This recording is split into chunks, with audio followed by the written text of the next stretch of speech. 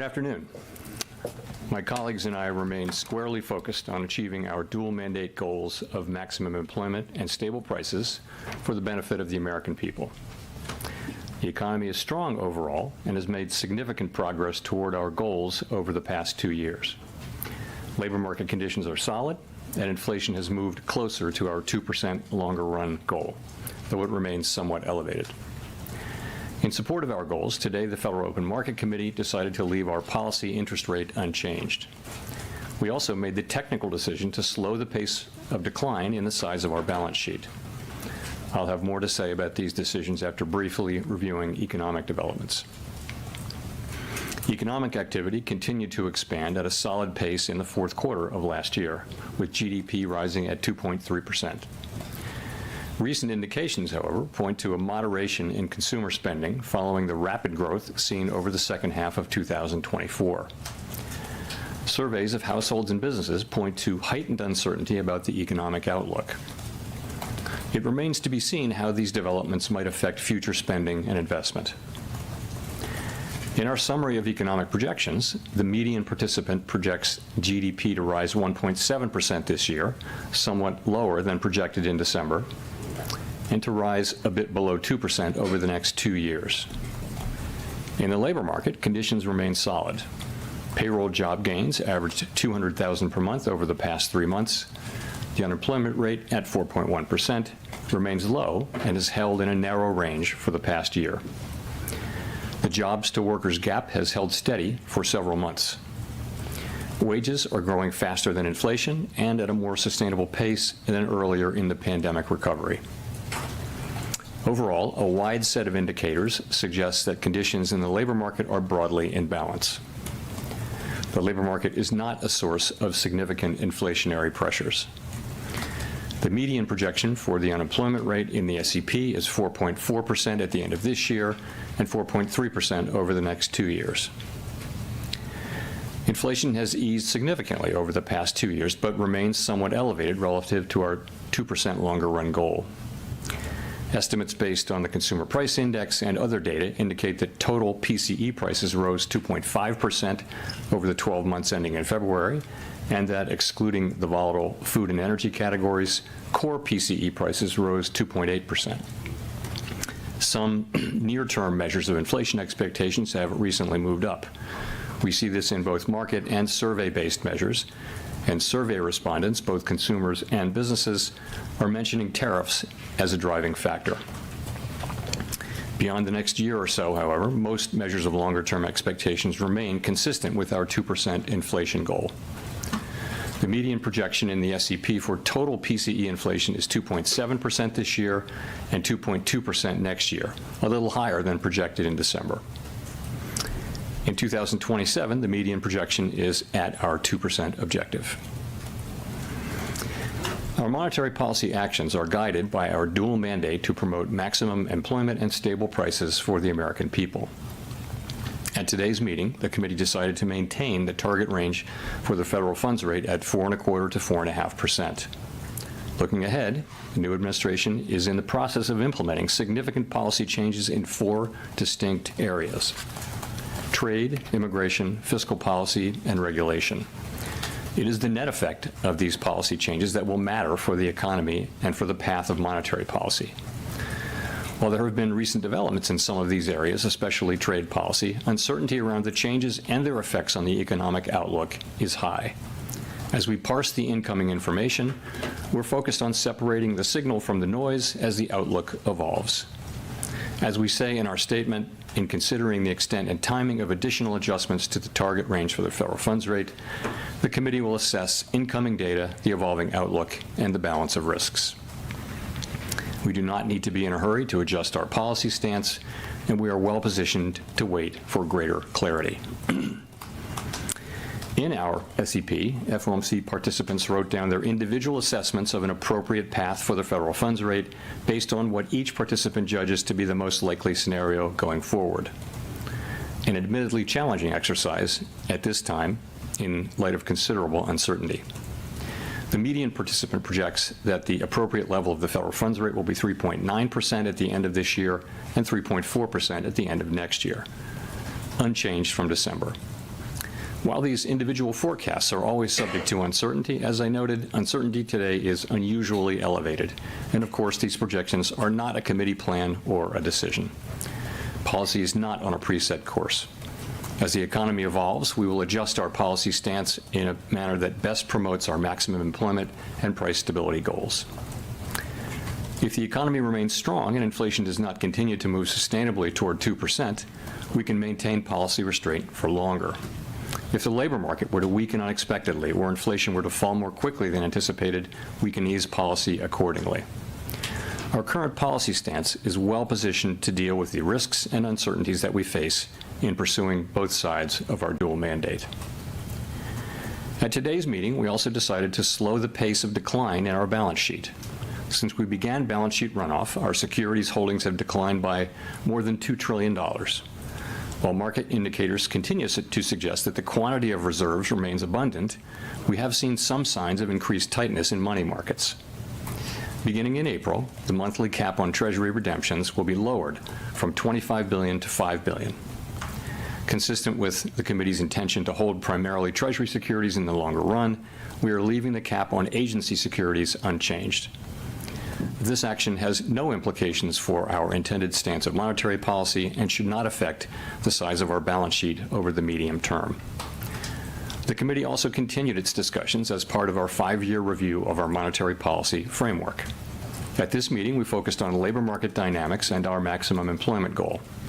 As we have indicated, our review will include outreach and public events involving a wide range of parties, including Fed Listens events around the country and a research conference in May.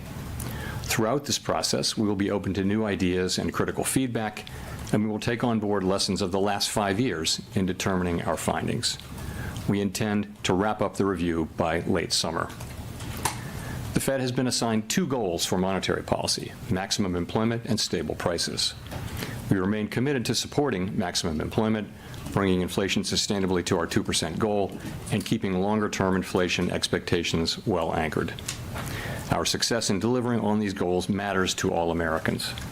We understand that our actions affect communities, families, and businesses across the country. Everything we do is in service to our public mission. We at the Fed will do everything we can to achieve our maximum employment and price stability goals. Thank you. I will look forward to your questions. Howard. Howard Schneider with Reuters. Thanks for your time. So 2 things on sort of the real side here, inflation and then GDP. How much of the higher inflation forecast for this year is due to tariffs? And since the policy path remains the same, are you effectively reading this as a one-time price level shock? Okay, so how much of it is tariffs? So let me say that it is going to be very difficult to have a precise assessment of how much of inflation is coming from tariffs and from other, and that's already the case. You may have seen that goods inflation moved up pretty significantly in the first 2 months of the year.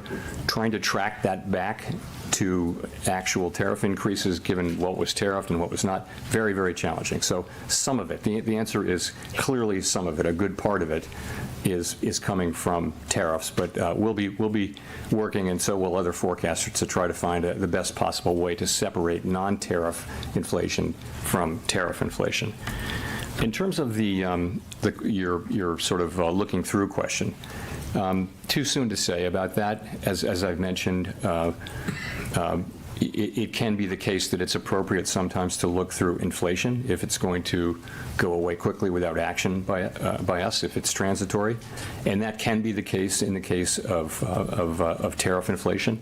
I think that would depend on the tariff inflation moving through fairly quickly, and would depend critically as well on inflation expectations being well anchored, longer-term inflation expectations being well anchored. Well, I guess I'm looking at the out years here, and the fact that the policy path doesn't change at all, and inflation is unchanged in the out years also. Doesn't that imply you all have basically decided that there is no signal here, and that it's just we're back to transitory again? So I think that's kind of the base case, but as I said, we really can't know that we're going to have to see how things actually work out. And the fact that there wasn't much change, I think that's partly because, you see weaker growth but higher inflation. They kind of offset, and also, frankly, a little bit of inertia when it comes to changing something in this highly uncertain environment. I think there is a level of inertia where you just say, maybe I'll stay where I am. Colby. Thank you. Colby Smith with the New York Times. You just described inflation expectations as well anchored, but has your confidence in that assessment changed at all, given the increase in certain measures and the high degree of uncertainty expressed by businesses, households, and forecasters?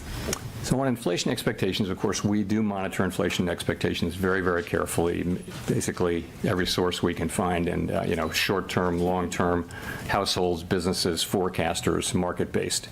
And I think the picture broadly is this. You do see increases widely in short-term inflation expectations, and people who fill out surveys and answer questionnaires are pointing to tariffs about that.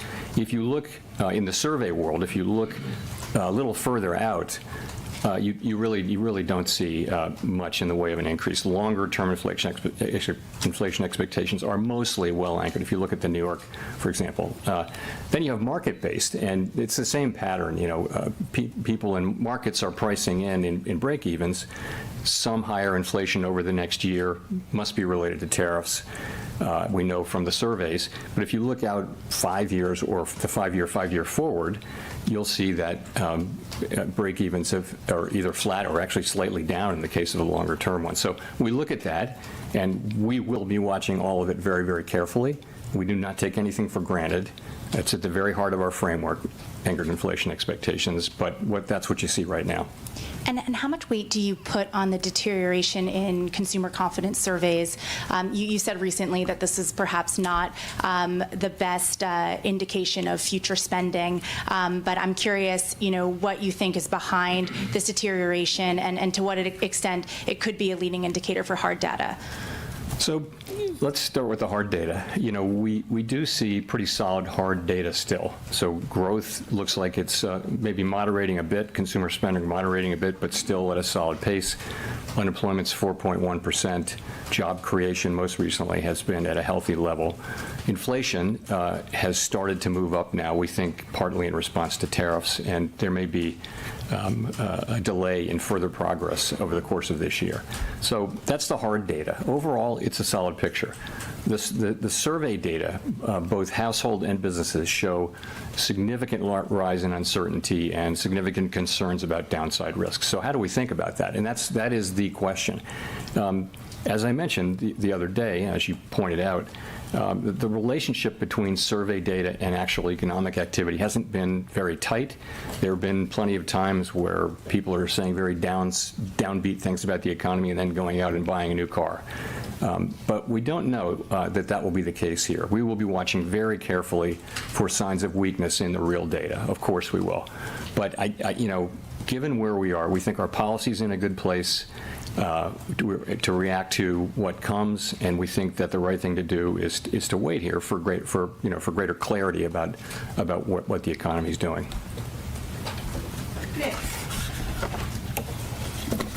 Nick Timmeros, The Wall Street Journal.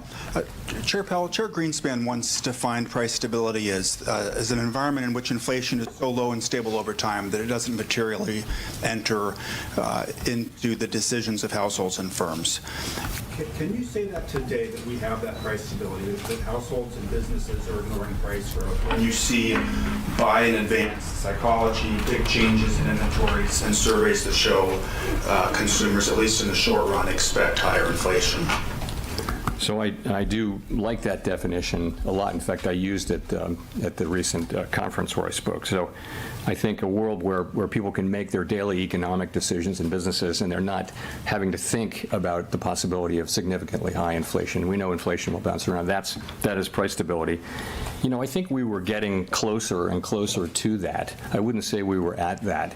Inflation was running around 2.5% for some time.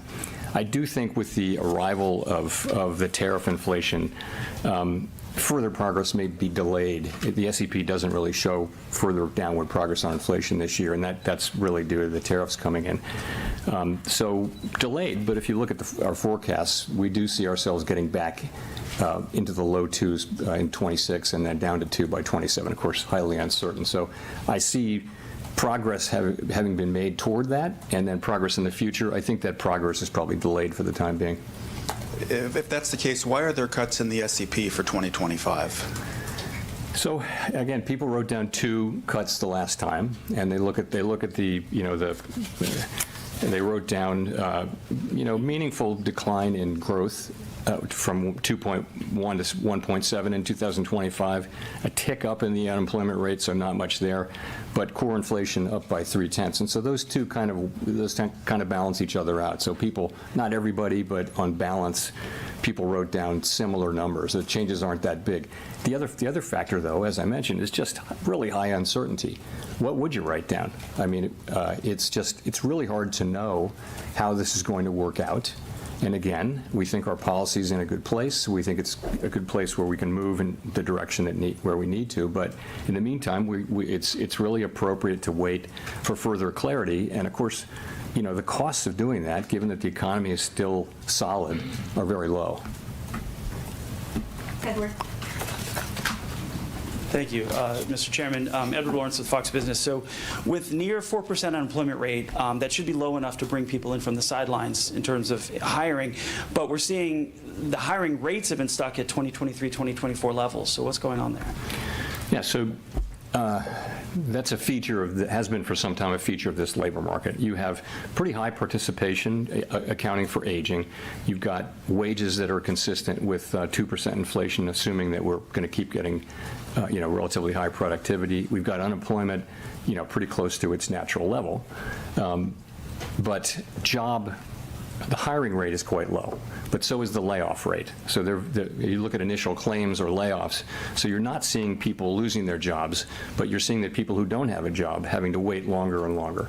And the question is, which way does that break? If we were to see a meaningful increase in layoffs, then that would probably translate fairly quickly into unemployment, because people are, it's not a big hiring market. We've been watching that, and it's just not in the data. It hasn't happened. What we've had is a low firing, low hiring situation, and it seems to be in balance now for the last 6, 7, 8 months. That's where we are. There's healthy levels of job creation too. So overall, it's a labor market that's in balance, and we watch it very carefully. So then, have we seen the new administration's policies in the economic numbers yet? And when do you anticipate that happening?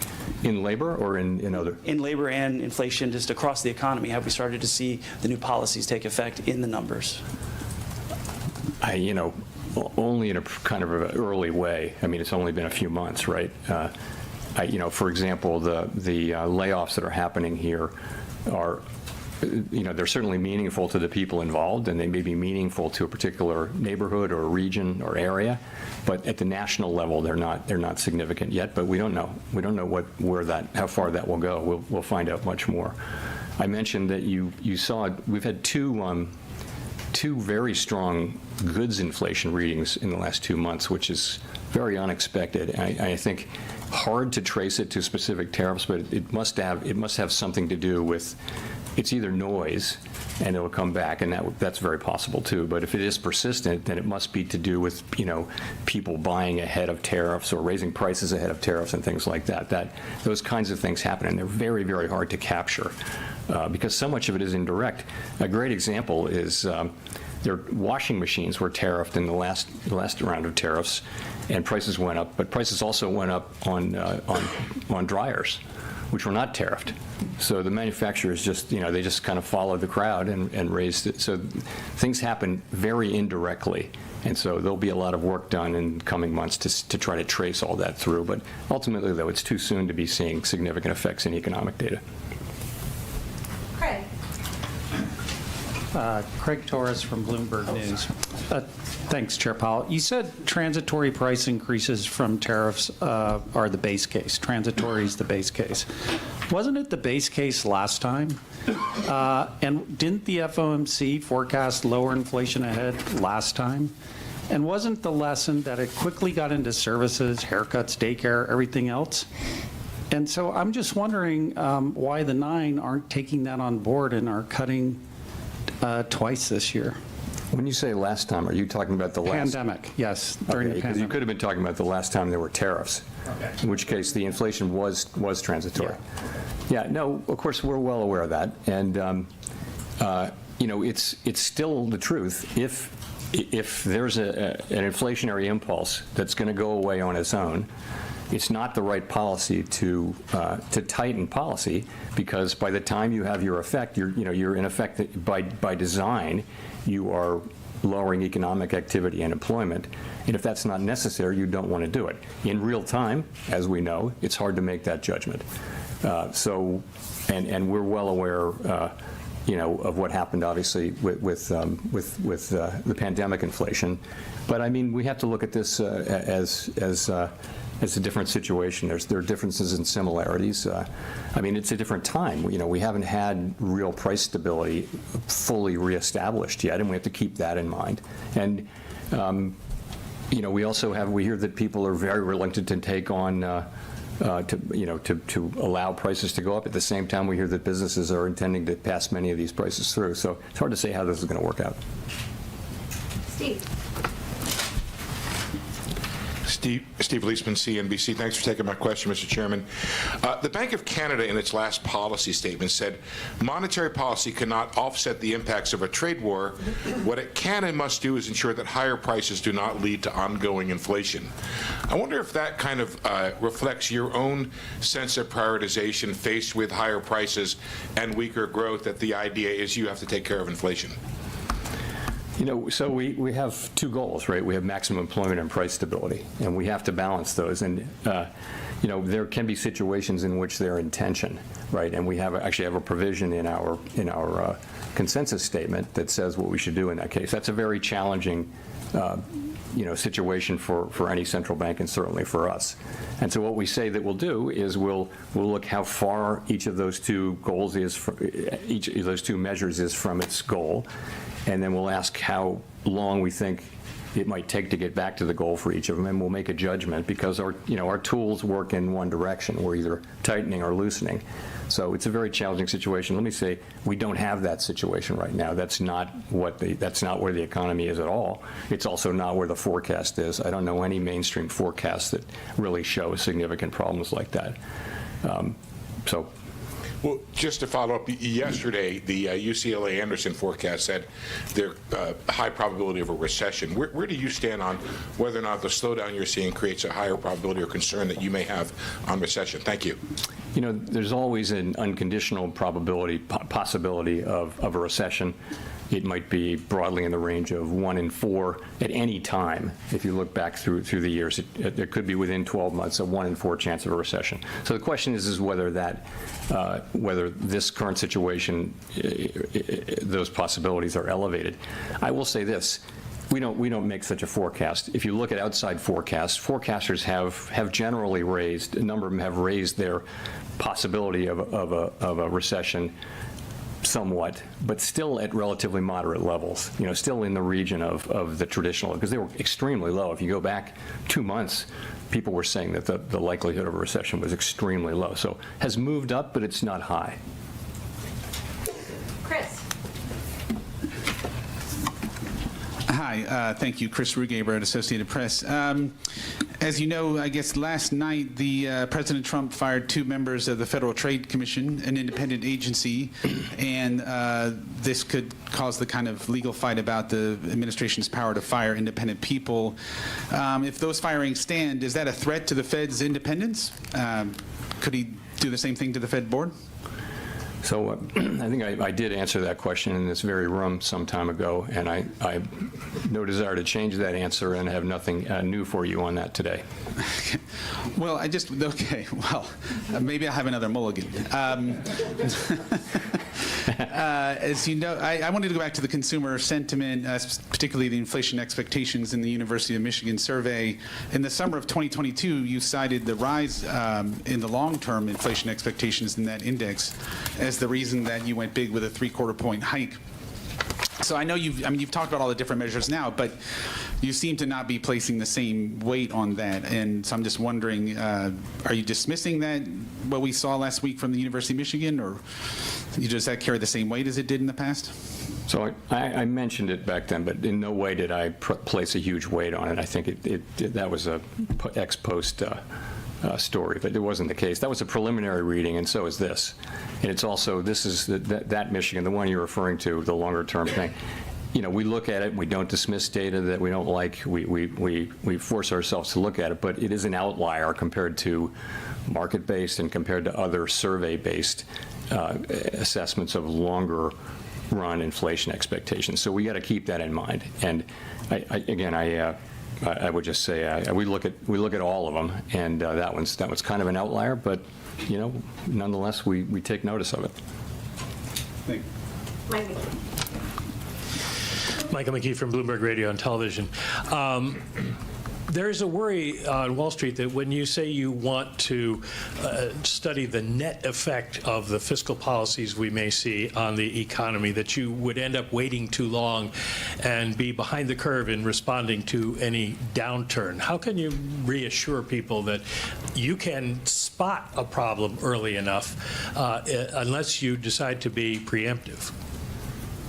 Yeah, look, we're aware of we're well aware of how things are going to evolve and the timeframes and all that, and you know, we will use our tools to foster achievement of our goals to the best we can, and of course we're going to try to be timely with that. For right now, the hard data are pretty solid. We are obviously aware of the soft sentiment data and high uncertainty, and we're watching that carefully, and we think it's a good time for us to wait for further clarity before we consider adjusting our policy stance. Do you think it's going to be hard to get clarity in a government by tweet? I mean, do you have a feeling that at some point you actually will have a forecast you can trust? Yes, I think we will. It's hard to say when that will be. You know, these decisions are going to be made, and they're going to be implemented, and then we'll know. At that point, we'll know what the decisions are, and we'll have to make assessments then about the implications for the economy. Those things will happen. A lot of them will happen over the course of, you know, in coming months, certainly over the course of this year, and we'll be adapting as we go. Rachel. Hi, Chair Powell. Rachel Siegel from the Washington Post. Thank you for taking our questions. At the beginning, you were talking about separating the signal from the noise and tariff inflation from non-tariff inflation. Can you walk us through what that looked like over the last couple of months, if there were specifics from the January meeting to now that helped you make those distinctions? So when we say separating the signal from the noise, that's just a way of saying that things are highly uncertain, and that, you know, you're reading about developments. The news is full of developments of tariffs being put on and taken off and things like that. Some of that is noise in the sense that it's not really telling you anything. You're trying to extract a signal from that, and the signal is what's going to be the effect on economic activity, on inflation, on employment, and all those things. So that's really when we say signal and noise. Sorry, the second thing was? Or similarly for tariff inflation, non-tariff inflation, ways that you're making the distinction. That's sort of a special case of that. You know, the idea being, and I do think that the first 2 months of this year are a great example. You've got high readings for goods inflation after a string of readings that average close to zero, and you have to ask, it's coming during tariffs, but you know, you can't. It's very hard to actually scientifically go back and match up those increases and say, yes, I can prove that that's from tariffs, but it kind of has to be to some extent. Plus noise. There can be idiosyncratic readings in various categories, which will shortly reverse, and that happens too, and that could be a big piece of it. You know, I think we'll know in a couple of months. We'll know whether those were, you know, where that really was from. But that's another case where I think it's going to be very, very challenging to unpack the inflation that we see over the course of this year and be able to say with confidence how much of that came from inflation and how much of it, from tariffs and how much of it didn't. But that's what we'll be doing. We'll be doing that, and so will everybody else, and we'll all be trying very hard to make that assessment. And, you know, I'm sure we will make a lot of progress on that, and we already have. But it's going to be a challenge. Do you have a sense yet as to what, in your mind, would make something cross from noise to a signal, what that threshold would look like? You know, it would depend on what we're talking about. I mean, obviously, you're looking for direct evidence that particular pieces of inflation are or are clearly not caused by tariffs. For example, if something that was, in the service sector that was far away from anything that's tariffed, you might think, okay, well, that is, like, frankly, housing services inflation, which, by the way, has been behaving well, which for some time was kind of our problem. Now it's slow, but it's definitely, moving down in a very good way. It's more now with goods and to some extent with non-housing services inflation. Kelly. Thanks for taking our questions, Chair Powell. Kelly O'Grady, CBS News. So consumer sentiment has dipped dramatically, but you say the economy and the hard data is still solid. What is your message to consumers that clearly disagree and don't feel that strength? Because the hard data they're looking at is their grocery bill. Okay, so a couple things. The grocery bill is about past inflation, really. There was inflation in 21, 2, and 3, and prices went up. The current level, it's not the change in prices. It's they're unhappy, and they're not wrong to be unhappy that prices went up quite a bit, and they're paying a lot for those things. So I think that is the fundamental fact, and has been for a long time, a couple of years, why people are unhappy with the economy. It's not that the economy is not growing. It's not that inflation is really high. It's not that unemployment is high. It's none of those things. We have, 4.1% unemployment. We've got 2% growth, and it's a pretty good economy. But people are unhappy because of the price level, and we completely understand and accept that. And just to follow up, why are you still projecting 2 rate cuts this year if your own projections show inflation higher for longer? Does that mean you see a slowdown in economic growth as a real threat? So I think remember we came into this with, at the December meeting, the median was 2 cuts, the median was. And so you come in and you see, broadly speaking, weaker growth but higher inflation. And they kind of balance each other out. So you think, and unemployment is really only a 1/10 change. So there's just not a big change in the forecast. There really isn't. Modest, meaningfully higher growth and meaningfully higher inflation, which call for different responses, right? So they cancel each other out, and people just said, okay, I'm going to stay here. But the second factor is it's so highly uncertain. Is just, we're sitting here thinking, and we obviously are in touch with businesses and households all over the country. We have an extraordinary network of contacts that come in through the reserve banks and put in the beige book, and also through contacts at the board. And we get all that, and we do understand that sentiment has fallen off pretty sharply, but economic activity has not yet. And so we're watching carefully. So I would tell people that the economy seems to be healthy. We understand that sentiment is quite negative at this time, and that probably has to do with turmoil at the beginning of an administration that's making big changes in areas of policy, and that's probably part of it. I do think the underlying unhappiness people have about the economy, though, is more about the price level. Victoria. Hi, Victoria Guido with Politico. I wanted to ask, first of all, if you could clarify, you were talking about how tariffs were a good part of the uptick in the inflation forecast, and I was just wondering what that specifically refers to. Is that the tariffs that have already been put in place? Is that anticipating some of the tariffs that might be coming on April 2nd? And then also, if you wouldn't mind, talking a little more about the balance sheet decision and what drove that. Did that have anything to do with expectations of how the debt ceiling, raising the debt ceiling, might affect the reserve supply? Yeah, so in the SEP, you'll see that there's not further progress on core inflation this year. We're kind of flatlining, going sideways. We don't ask people to write down how much of this is from tariffs and how much of it is not. But some of it is from tariffs. We know that tariffs are coming in. We know that they're probably already, all forecasters have tariff inflation affecting core PCE inflation, core CPI inflation this year, without exception. I'm not aware of an exception. So it's in there. I can't tell you how much of that it is. In terms of the balance sheet, so yeah, I think, I guess the way I'd say it is, it was the flows in and out of the TGA that got us thinking about it. But as we thought about it, we really came to the view that this was a good time to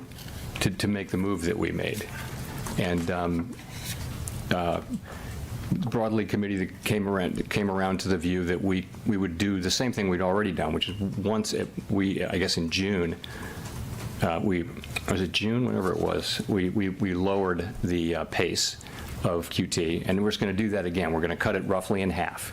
And the sense of that is, if you're cutting the pace of QT roughly in half, then the runway is probably doubled. Okay, so it's going to be slower for longer. And people really like that. People thought that's a good idea. You know, it's like a plane. You can think of it like a plane coming in for a landing.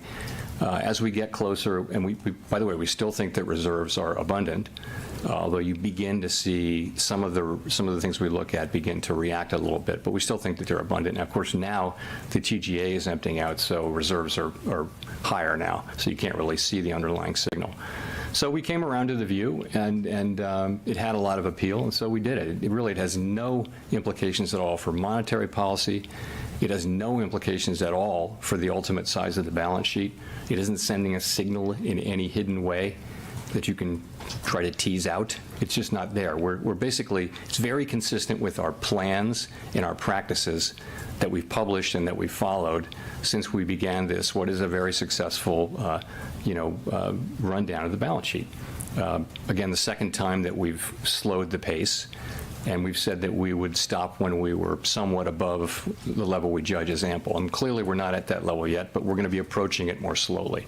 It's a common sense kind of a thing, and it had pretty broad appeal, I will say. Claire. Claire Jones, Financial Times. You said in January, Chair Powell, that inflation expectations remained well anchored. Would you still say they remain well anchored today? And just to reiterate the question others have asked, if they're not so well anchored, why hasn't there been a more radical shift to the policy path today? Thank you. So when we talk about inflation expectations being well anchored, we're talking about longer run inflation expectations. And they really haven't moved much, I mean, if at all. There's one reading that everyone's focusing on that it's higher, but the other survey readings and the market-based readings all show relatively, well-anchored inflation expectations. You would expect that expectations of inflation over the course of a year would move around because conditions change, and in this case, we have tariffs coming in. We don't know how big, what's speed. There's so many things we don't know, but we kind of know there are going to be tariffs, and they tend to bring growth down. They tend to bring inflation up in the first instance. So I would say, I'm not dismissing what we're seeing in short-term inflation expectations. We, as I mentioned, follow that very carefully. But when we say expectations are well anchored, we're really looking at longer terms, 5-year and out, and there's really no story to tell 5 years and out, either in market-based or in surveys.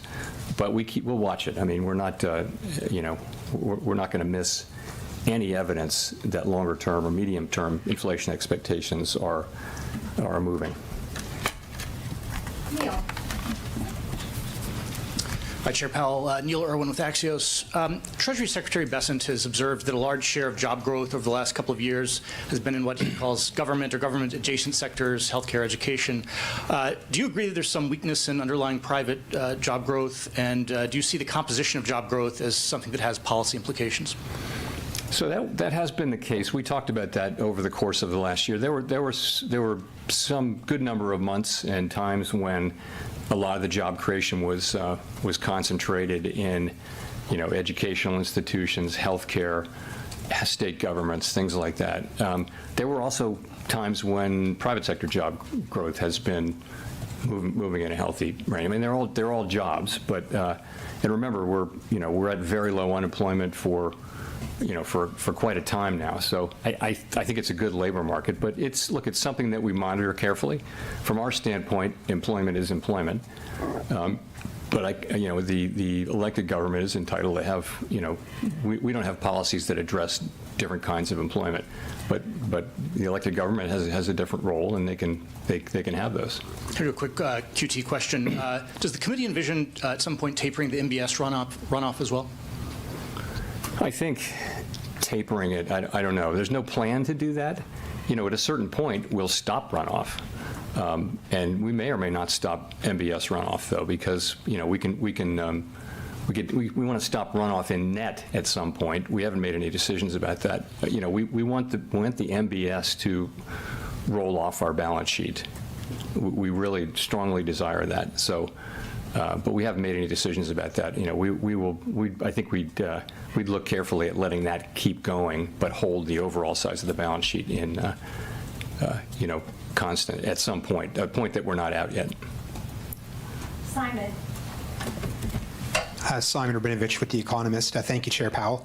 Several times today you've said that you feel you're well positioned to wait for greater clarity.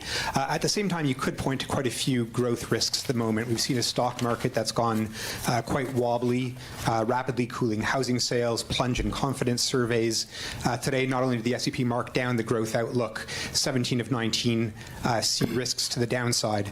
So my question is, how confident are you that you're well positioned, or is that one more thing that you're uncertain about?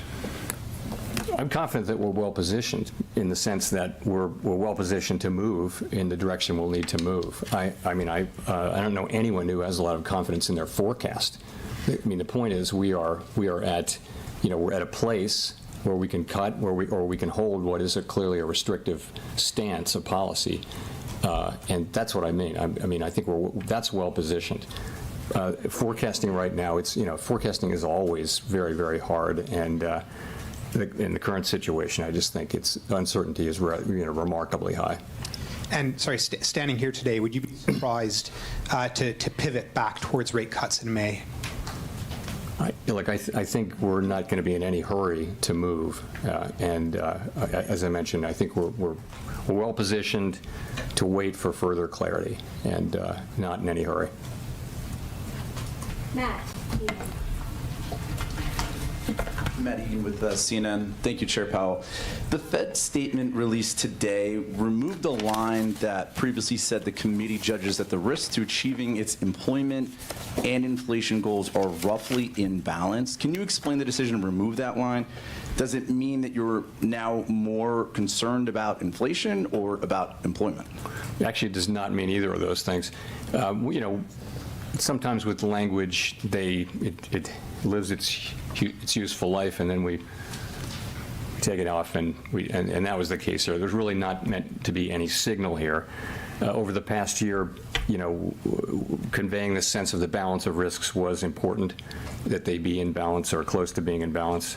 That was useful as we approached liftoff, if you remember, but we're past that, beginning to cut. So we just took it out. I actually would say that the more important thing now about risks, and this is in the pages like 10, 11, 12 of the SEP, if you look, participants widely raised their estimate of the risks to of uncertainty, but also of the risks to growth and our employment and inflation mandates. That's a more salient point now than whether they're in balance. Just on the stock market has obviously declined significantly since the Fed last met. Are you concerned at all about some of the market volatility having a real economic impact in terms of hurting business spending or consumer spending, especially among higher income households? So financial conditions matter to us because, financial conditions are the main channel to the real economy through which our policy has its effects. So they're important. But what matters from a Fed standpoint for the macro economy is material changes to overall financial conditions that are persistent, that last for a while, long enough to actually affect economic activity. So that's what we're looking for. I'm not going to opine on the appropriate level of any market, equity, debt, commodities, or anything like that. And I would just point you to the bigger picture again. The real economy, the hard data, are still in reasonably good shape. It's the soft data, it's the surveys that are showing, significant concerns, downside risks, and those kind of things. We don't dismiss that. We're watching it carefully, but we don't want to get ahead of that. We want to focus on the hard data. If that's going to affect the hard data, we should know it very quickly, and of course we'll understand that. But you don't see that yet.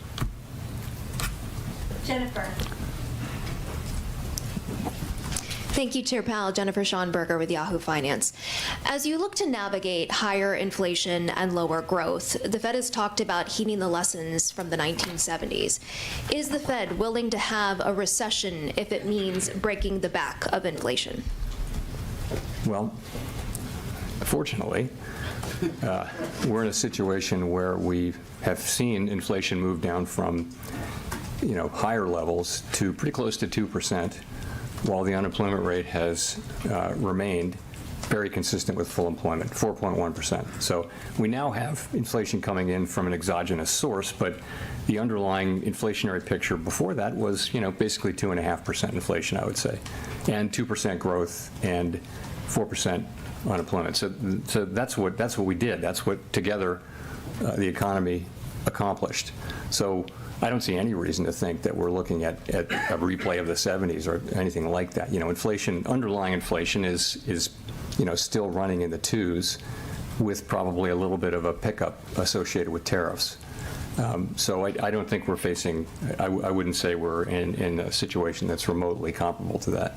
And last month, the idea of a Doge dividend was proposed, which would send $5,000 checks to every taxpayer from Doge savings. President Trump and Elon Musk have supported this. There's reports there could be a bill introduced on Capitol Hill.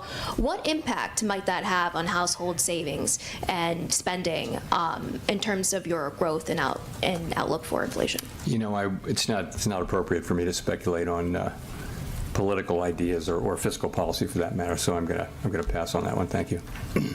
Daniel. Hi, Chair Powell. Daniel Avis from Agence France-Presse. You mentioned that tariffs are already having at least some impact on inflation. I'm just wondering how you and your colleagues on the FOMC have been thinking about the possibility of retaliatory tariffs from other countries, especially with April the 2nd coming up. Was it something you considered during this meeting? Thanks. So since the very beginning, we've had kind of a placeholder. The staff has a placeholder of a range of possible outcomes from tariffs and from trade policy generally, and they generally assume full retaliation in those. And so that's kind of baked into the numbers. What happens, it will be complicated, and there will be some retaliation and some not, and all that. But ultimately, they're trying to, with the placeholder, give us a broad sense of what this might look like. When we actually know the specifics, we'll be able to have still uncertain, but better informed forecasts. So yes, that's in there. Last question goes to Jean. Hi, Chair Powell. Jean Young with MNI Market News.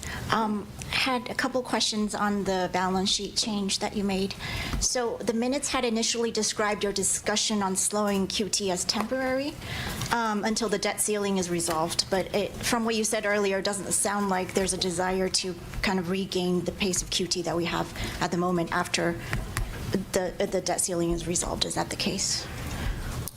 Yeah, so we looked at pausing and we looked at slowing, and really people came together very strongly behind slowing, not pausing, for a variety of reasons. And so people really came to be, pretty strongly in favor of this move. It slows down the path and probably lengthens it, doubles it effectively by slowing by half. That people thought that's a good place to be. It'll help us assure that this path is a smooth one as we get closer and closer to that. So that's how that came about. Well, I guess my question is more, was that meant to be a temporary measure during the debt ceiling episode, or? It was the TGA flows, Treasury General Account flows, that got us thinking about this. But the more we thought about it, we came around to this. And it is, yes, it was provoked. The original discussion was provoked by that. But I think what we came up with, though, was broader than that and different than that. It does address that issue, but it really is also, it fits in really nicely with our principles and our plans and the things we've done before and the things we said we would do. So that's why, pretty strong support. I'd just say it's nothing to do with monetary policy, nothing to do with the size of the balance sheet. It's just kind of a common sense adjustment as you get closer and closer. Let's slow down a little bit again, and that way we'll be more and more confident that we're getting where we need to get. You can take our time getting there. We're shrinking the balance sheet every month, and we think it was a good play, and as I mentioned, well supported. Thanks very much.